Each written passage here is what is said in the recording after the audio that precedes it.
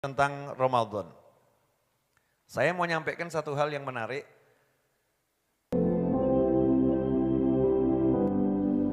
Klik subscribe dan like video ini sekarang juga dan komentarnya. Ke sana. Alhamdulillah, mari kita ngaji tentang Ramadan. Saya mau nyampaikan satu hal yang menarik. Ini saya ulang-ulangi terus, tadi khutbah Jumat saya sampaikan, kemarin sudah di Zoom juga saya sampaikan. Tapi ini sekarang mau saya sampaikan lagi. Saya cukup lama merenungi, ya Allah. Betapa hebat Nabi Muhammad SAW mendidik para sahabat beliau. Jadi di penghujung bulan Sya'ban, ya kira-kira seperti sekarang nih ya. Malam terakhir, karena besok malam sudah tarawih. Nabi Muhammad SAW mengumpulkan para sahabat. Pemimpin itu kalau udah ngumpulkan yang dipimpin, berarti urusannya penting atau enggak penting? Penting ya. Kumpul nih. Dikumpulkan oleh Nabi Muhammad SAW, kemudian diberikan pengarahan dengan kalimat awal beliau SAW, ya ayuhan nas, adhallakum syahrun azim, syahrun mubarakun, syahrun fihi lailatun khairun min alfi syahr. Hei umat manusia, di hadapan kalian sudah ada satu bulan yang azim, bulan yang sangat agung, syahrun mubarakun, bulan yang diberkati oleh Allah Subhanahu wa ta'ala, syahrun fih lailatun khairun min alfi syahr, bulan yang di dalamnya ada satu malam yang nilainya lebih mulia dari 1000 bulan. 83 tahun 6 bulan tuh ya, kurang lebih. Satu malam setara dengan 83 tahun 6 bulan. Kalau saya enggak salah hitung, nanti dicek lagi ya. Intinya satu malam ini sangat bernilai. Itu menjadi tekanan dari sabda Nabi Muhammad SAW. Syahrun fihi lailatun khairun min alfi syahr. Ja'alallah siyamahu faridah. Allah menjadikan puasa di bulan Ramadan itu kewajiban setiap individu yang sudah baligh. Wajib hukumnya puasa. Di luar Ramadan puasa itu sunnah. Tapi di Ramadan diwajibkan oleh Allah Ta'ala. Wa qiyamahu tatawu'a, sementara menunaikan sholat di malam harinya menjadi ibadah yang nilainya tatawu, ibadah tambahan sunnah yang bernilai tinggi.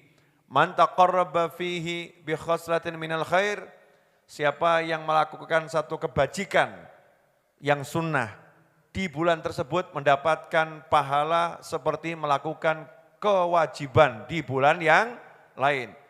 Dan barang siapa menunaikan kewajiban di bulan Ramadan tersebut, maka dia seperti menunaikan 70 kewajiban di bulan yang lain. Pahalanya seperti itu.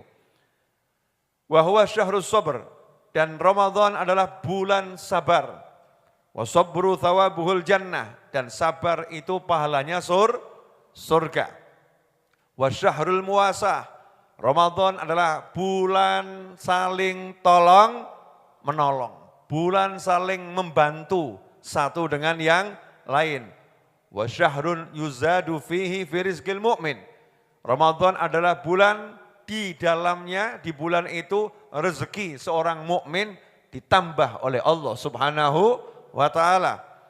Faman fattara fihi sha'iman, ini akan jadi bahasan kita malam hari ini. Faman fattara fihi sha'iman kana maghfiratan lidzunubihi wa idqa raqabatihi minan nar wa kana lahu mithlu ajrih min ghairi an yanqusa min ajrihi syai'. Barang siapa yang di bulan Ramadan fattara, memberikan sesuatu yang menjadi santapan hidangan seseorang ketika berbuka, ya ketika berbuka, maka dia dengan amalnya tersebut mendapatkan ampunan untuk dosa-dosanya, pembebasan dari siksa api neraka, serta mendapatkan pahala orang yang dia beri makan, pahala puasa orang yang dia beri makan, tanpa mengurangi pahala orang tersebut sedikit pun. Selesai baginda Muhammad SAW menyampaikan pengarahannya, sahabat tidak diam. Karena sahabatnya Nabi Muhammad SAW itu setiap ucapan Nabi dicerna, direnungkan, dan siap untuk diamalkan. Kalau kita ini siap tok, geraknya enggak. Mantuk, iya. Oh ya, ditanya, paham? Yang penting ngangguk dulu ya, sami'na wa ata'na iya. Tapi enggak gerak. Dengar seringkali kurang paham. Ya enggak apa-apa, yang penting dengar dulu. Nah, ini sahabat Nabi enggak begitu. Semangatnya untuk menjalankan arahan Nabi Muhammad SAW itu luar biasa. Terutama bagian akhir. Siapa yang punya sesuatu yang dihidangkan untuk orang yang berpuasa, kemudian dia makan di saat berbuka, maka dosanya diampuni Allah Ta'ala. Dibebaskan dari neraka. Diberi pahalanya. Masya Allah. Kita dengar gini biasa-biasa saja ya. Betul ya? Coba kalau ada orang, naudzubillah min dzalik, yang lagi di penjara. Kemudian dikasih tahu, kamu kalau hafal ayat kursi, kamu dibebaskan tanpa syarat. Ngapalin enggak? Ngapalin. Kamu hafal 1 juz, kamu dibebaskan tanpa syarat. Ngapalin enggak? Ya daripada di penjara 10 tahun kan lebih baik berjuang hafal satu juz. Kan begitu ya? Nah ini kita dikasih tahu, kamu dibebaskan dari siksa api neraka. Biasa wae.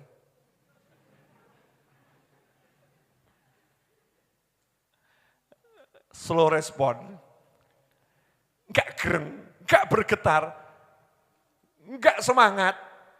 Bebas dari siksa api neraka loh, punya tiket. Jadi bisa nunjukkan malaikat, maaf. Saya sudah punya tiket anti api neraka. Sudah dibebaskan sama Allah Subhanahu wa Ta'ala. Sahabatnya Nabi Muhammad SAW yang jelas makomnya, kedudukannya tak terkira dibanding siapapun jua, ya enggak kemudian, oh saya hidup sama Nabi SAW ya mesti ya surga aku. Terus enggak usah mikir-mikir pembebasan dari siksa api neraka, oh enggak pernah masuk kok ya. Enggak usah mikir gitu. Apakah seperti itu sahabat? Tidak. Sahabat rakus akan kebaikan dan selalu waspada, jangan sampai masuk neraka.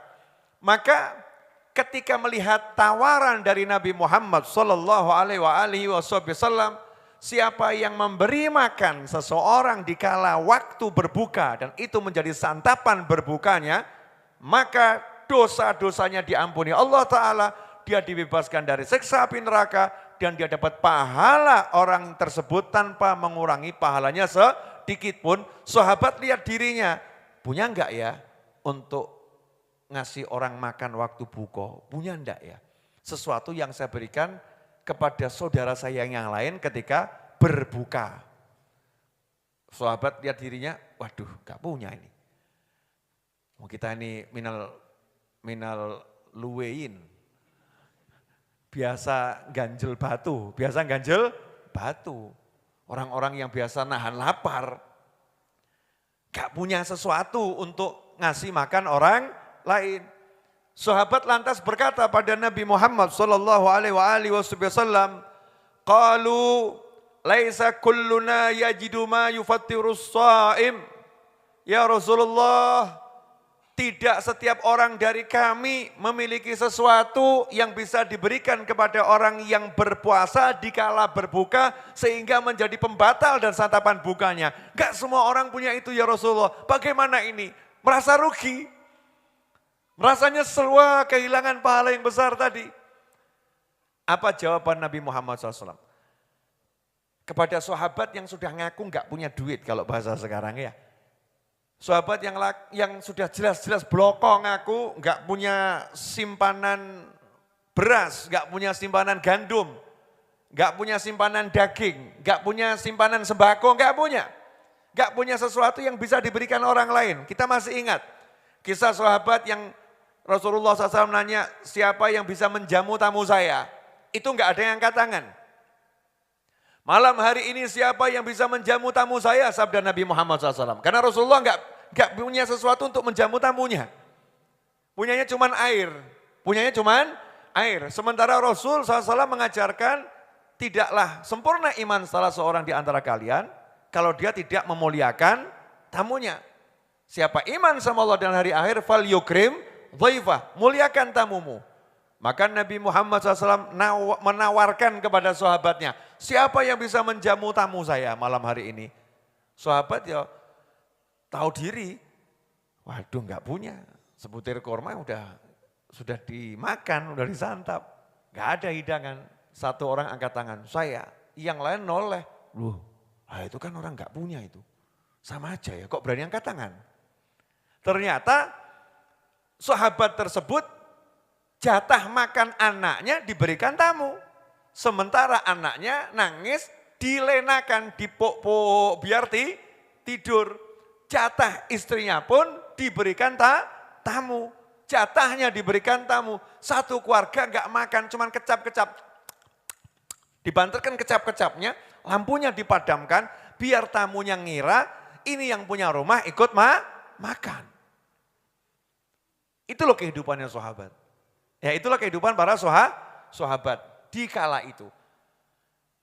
Nabi SAW ketika sahabatnya jawab seperti itu, apakah menjawab, ya udah kalau enggak punya ya enggak apa-apa. Ya jangan maksakan diri. Udah ini saya sampaikan sabda saya ini untuk orang-orang yang punya duit. Saya sampaikan sabda saya ini untuk orang-orang yang punya simpanan sembako. Saya sampaikan sabda saya ini untuk orang-orang yang memang punya jatah makan banyak. Apakah seperti itu sabda Nabi Muhammad SAW kepada sahabat yang nyata-nyata ngomong, kami enggak punya apa-apa. Kami enggak punya apa wahai Nabi Muhammad SAW. Apakah seperti itu sabda Nabi Muhammad SAW? Tidak. Rasulullah SAW ingin sahabatnya punya jiwa memberi, bukan menerima. Pengen sahabatnya punya jiwa berjuang untuk menjadi the best dengan apa yang dimiliki. Bukan menjadi yang biasa-biasa saja dengan keadaan yang terjadi. Keadaannya enggak punya ini. Maka orang-orang yang keadaannya enggak punya, saat itu pangkat tertingginya apa? Wa yu'thiruna ala anfusihim walau kanat bihim khasasah. Dia utamakan orang lain meskipun dia dalam keadaan yang sangat membutuhkan. Ini mental yang Rasul ingin sahabat memilikinya. Ini pola pikir yang Rasul ingin umat Islam memilikinya. Pola pikir suka memberi dan bukan pola pikir ya ngarep-arep.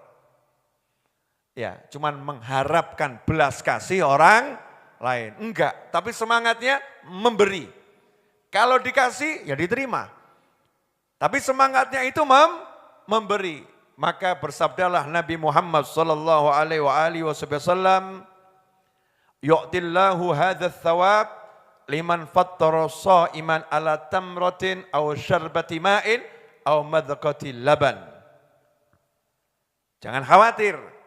Pahala yang besar tadi itu Allah akan berikan juga kepada seseorang yang memberi santapan berbuka orang yang berpuasa meskipun hanya dengan sebutir korma.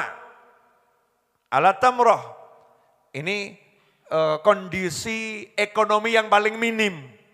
Ya, kalau kita sesuap nasi, pol-polan enggak itu kira-kira itu?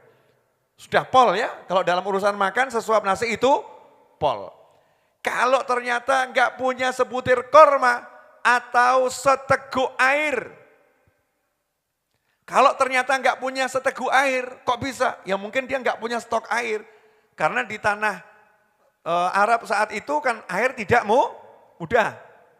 Stok airnya mungkin habis, tapi punya stok kambing. Karena sahabat Nabi SAW itu kalau minum susu kambing nggak pernah dari kulkas, fresh, langsung diperes, langsung diminum. Walaupun bukan seteguk, sececep. Ya, cuman sececap susu. Walaupun cuman sececap susu, maka dia akan dapatkan pahala tersebut. Ikhwani rahimakumullah. Hadis ini buat saya tertegun. Jadi Nabi Muhammad SAW itu tidak memberikan sahabatnya diem-iem untuk dapat derajat yang biasa gitu ya. Udah kalian kan nggak mampu, kalian kan lagi susah. Udah nggak usah mikir orang lain, pikir perut sendiri. Apa begitu? Enggak. Kamu bisa ngasih korma, kasih korma. Masa air nggak punya gitu ya, kasih air, seteguk aja. Kalau nggak punya air, masa susu nggak punya? Kan punya kambing tuh, kasih sececep aja susu, dapat. Yang penting semangat memberi makan yang lain. Masya Allah. Ini keren atau super keren ini? Luar biasa ya. Baginda Muhammad SAW ngajari kita itu untuk suka memberi yang lain. Dan ini diamalkan oleh ulama ahlus sunnah wal jamaah yang punya tingkat kecerdasan tinggi, mengajarkan kepada jamaah di masjid-masjid ketika santap berbuka berjamaah. Biasanya kalau kita berbuka berjamaah di masjid, maka udah disiapkan oleh panitia. Tinggal kita duduk manis, tunggu adzan, langsung hajar. Betul begitu? Nah disitulah biasanya para kiai, para habaib, para asatid, para masyayikh kemudian ngajarin. Biar kita dapat pahala dari apa yang diajarkan oleh Nabi Muhammad sallallahu alaihi wasallam, memberi makan orang yang berpuasa. Yuk mari kita saling tukar makanan yang sudah kita dapat. Masya Allah.